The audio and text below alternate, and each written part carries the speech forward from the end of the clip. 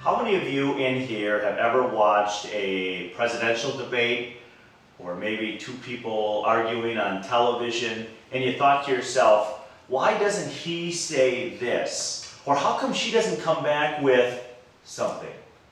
Has that ever happened to anyone in here? Yes. Fantastic. Now you have your opportunity when the two main participants are having a discussion, and we can use a wide range of topics for the discussions.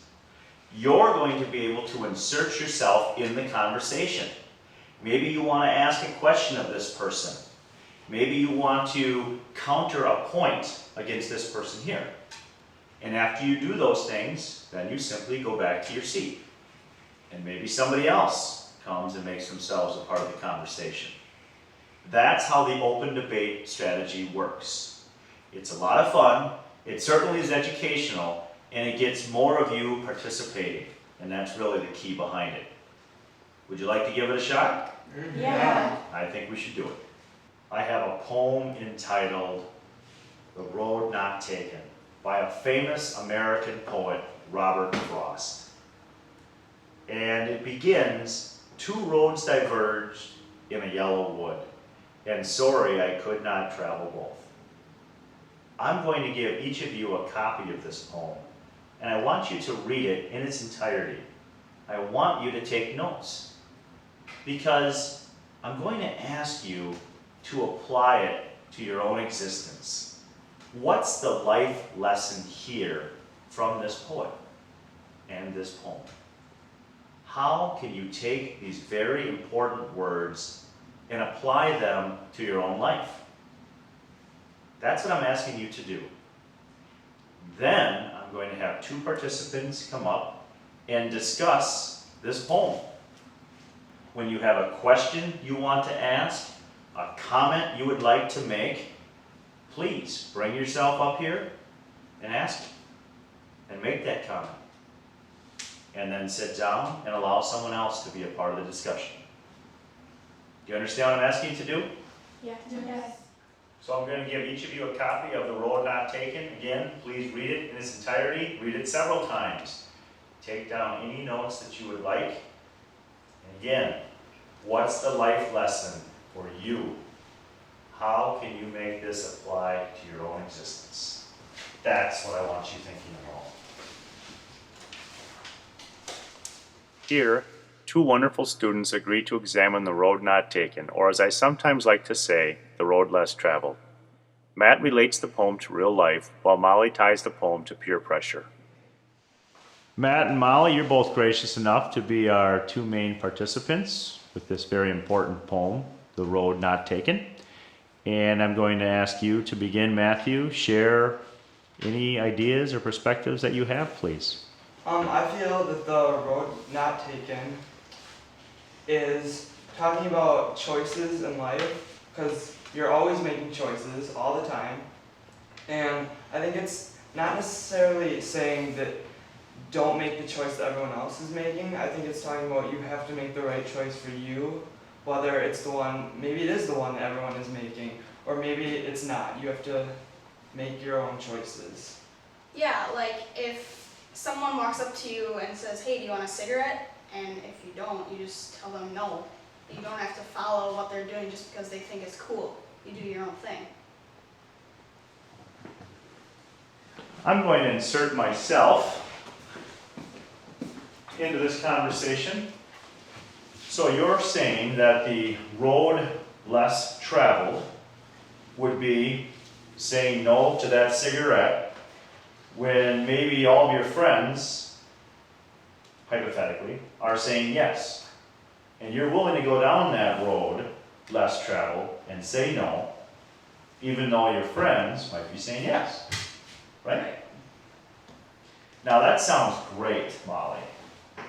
But in the real world, when you're not in this classroom with these students watching you and me listening to every word you're saying, and you're somewhere out in the community, and you've got all of that peer pressure, and everybody else is doing it, and now the cigarette is in front of your face, and it's your turn. and these are your friends, you're going to do what?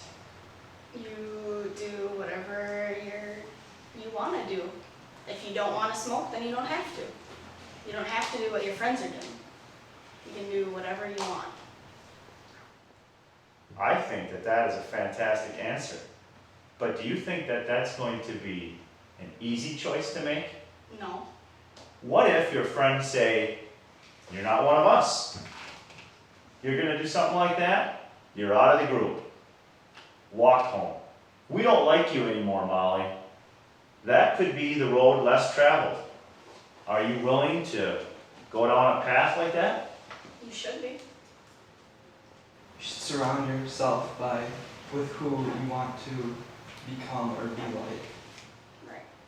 I like that. Surround yourself by people who you want to become or be like. Around other people who are willing to take the road less traveled. I think Robert Frost would applaud these two young people. Don't you? Let's give him a little something on that. The number one reason I love this strategy is because more students are directly involved in what appears to be a formal debate. Many students love to argue. This strategy makes arguing appropriate and, most importantly, educational. The open debate strategy requires 3 lecterns spaced evenly in front of the classroom. I usually ask for a couple of volunteers willing to share their perspectives on a given topic with the entire class. As exciting as the debate might be between 2 students, you can bet the students watching have a few ideas of their own. These students may not want to take a lead role, but with the open debate strategy, they don't have to. Instead, the lectern in the middle of your classroom is left open. Students that feel they have a valid point may raise their hand and then take a place behind the open lectern. Once there is a pause in the discussion, the student shares his or her perspective. Then the student may sit back down. This process can be repeated over and over again. Please insert yourself to help clarify a point or to respectfully challenge an observation made by one of your students. In an effort to set my students up for success, those participating are encouraged to rehearse with me before performing in front of their classmates. But this is not mandatory. Notes are certainly permitted. And now we will apply this strategy to a few math equations, as well as several other topics.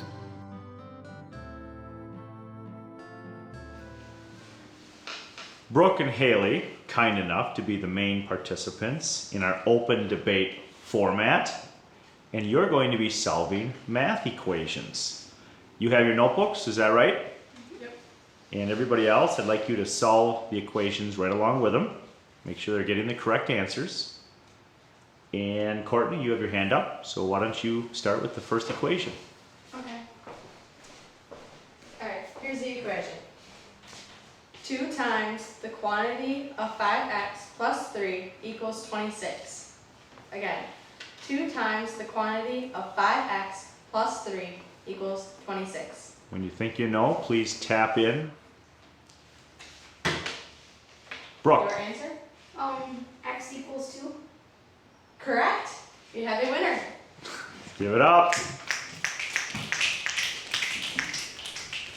Josh, go ahead. I'm gonna stump you guys. Okay. You ready for this? What is the square root of 16? Hey now. 4 is the square root of 16. You're right. That is correct. Nice job. And next. Thank you, Nicholas.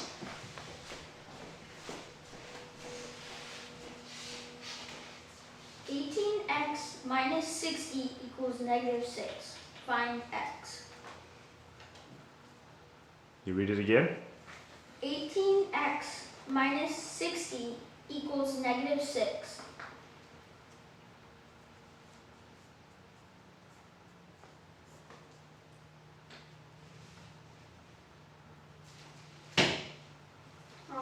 X equals 3. Correct. Nice job, Brooke. Next. Thank you, Matthew.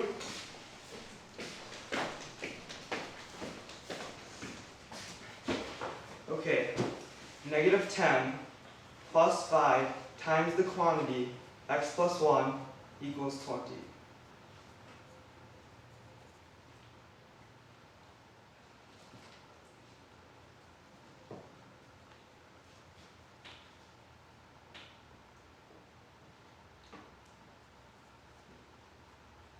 Sounds like a tough one, doesn't it?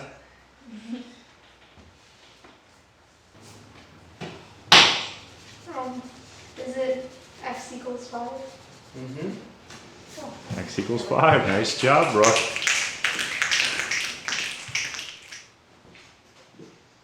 Let's take the issue of year-round schooling.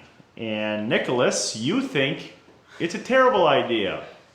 And Dustin, you see some merit to that suggestion. Go ahead. Alright, the thing I don't get about having year-round schooling is we already go for 9 months out of the year, and then we have our 3 months off. What's the point of not having a summer vacation at all? I'm still in favor of going to school all year round because during the summer there's a lot of stuff, material that I forget,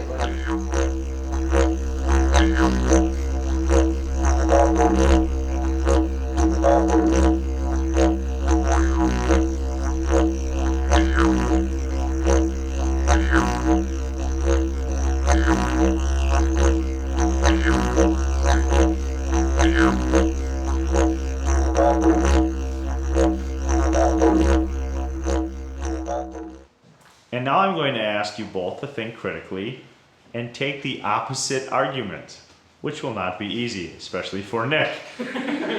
So Nick, I want you to switch places with Dustin. And Dustin, I want you to share how you feel about year-round school. Well, I wouldn't want to go to school all year round because learning is great and it helps you later on in life, but kids need to be kids and you need 3 months to yourself. Alright, I guess it would be okay to go around, or to be in school year-round, but there'd have to be like, half days or longer. As the video clips have demonstrated, the open debate strategy truly engages all types of learners. In preparation for this strategy, students may read specific pages from a classroom novel, take notes, work collaboratively, view a video, or use any other technique that you feel is appropriate in regards to providing some background knowledge. However, I find my students more willing to prepare if I leave the lecterns in the front of the room. They are indeed a very strong visual. Once my 2 volunteers are chosen, I encourage students to take notes on the main points being discussed. I may stop the strategy so I can elaborate on certain points. When I feel the students have something to share but are apprehensive, I try my best to encourage them to join the discussion. I personally enter the conversation if I feel I can help clarify an idea or if I simply want to challenge a student's point of view. Famous individuals may also debate. Imagine a scientific and historical debate concerning creation versus evolution. William Jennings Bryan and John T. Scopes might recreate the Scopes trial of 1925. Famous or obscure individuals from different times and places that never knew one another could also debate. Costumes could be used. This strategy will truly enliven any topic you are teaching. You may want to change the debate topic several times during the course of an hour and switch students in the lead roles as well. How about delivering your content from behind the lectern with a colleague providing an alternative perspective? If possible, a past student that was passionate about a given topic might be invited back to debate with you. The possibilities are limitless. Classroom management is fairly easy with this strategy because the teacher's role is more of a guide on the side. This allows you to roam about the room and more effectively address distracted students. And now my past student teacher, Danielle, debates the pros and cons of the Patriots and the Loyalists during the American Revolutionary War. As you can see, she's wearing so nicely the tricorn hat representing the Patriot cause. I have on the red shirt representing the Loyalist or the British side. And I'm going to ask Yvonne, why don't you come on up here please? And you are neutral, which means you haven't made up your mind yet. What side do you want to support? Do you want to be loyal to your king, King George III, Okay. Or do you want to go with those Americans and their cause for liberty? You do not, let me repeat, he does not know how this war ends. Got it? Got it. Gotta have an open mind, Okay. like a parachute. Yeah? Yeah. Fantastic. I'm going to ask Mr. Muse to begin, and you have to give a full accounting. To be fair, you can give a strength or a weakness. I will start with the strength. I believe this is a great cause. We are fighting for our own homes, our own farms, our own shops. I think that it's something worth fighting for and defending our homeland against people who are trying to invade us. And incidentally, students, all of you could be writing these points down in your No. yes. That's a good strength. But don't concern yourself too much with that. Let me give you a strength. We have well-trained troops. Did you hear what I said? A professional army. Not this ragtag army. Not these militias. A professional fighting force. Yeah? Yeah. Yeah. That's a strength for the British. Mr. Muse. Well, although we might be slightly smaller, we might not have all the gunpowder and all the cannons that the British have. We don't have a navy. We do, however, have the advantage of our territory. So we have strength in that if they try and invade our land, we know where to go to fight back and to attack them. So we have that nice little guerrilla warfare going on. You might have missed it, but ever so quietly as she was explaining that, she said, we have no navy. We have the world's most powerful navy. Ships galore. You with me on that? Yeah. Yes. We can take those ships and we can move soldiers up and down the coastline as needed. Do you know how those Americans are going to get around? No. They got to march everywhere. So, did you hear that? Yeah. Big Navy, professional Army. Just think about that. This Making Connections moment is in no way meant to encourage gambling. However, I would like teachers, especially those frustrated with their students that are highly distractible, troubled, disruptive, or maybe they simply struggle terribly with the best of intentions to learn the material. I would like these teachers to keep doing what they know is developmentally appropriate to help their students achieve beyond all expectations. And now for the gambling simile. I have always felt as if students were a bit like slot machines. The coins you put in are the wonderful acts of compassion you display on a daily basis. These coins might come in the form of kind words, even though you might receive tough words in response. The coins might be the differentiated instruction you use, even though it's probably much easier to pass out worksheets. Or the coins might come in the form of the confidence you gently instill, even when your students are unsure of themselves. If you are truly lucky, you will receive an enormous jackpot. The lights will go on, the students will fully understand it was your passion for teaching and learning that helped them find their way, and they will express unlimited gratitude. Unfortunately, it rarely happens that way. Anyone that has played a slot machine is familiar with someone that has walked along in a casino, dropped a single coin in the machine near you, and suddenly, lights blink and bells go off as fellow gamblers congratulate the lucky winner. This happened to me, and I sat there wondering how many coins were actually dropped into that machine before it registered a jackpot. Quite a few, I am sure. So you keep doing what is right with little or no payback.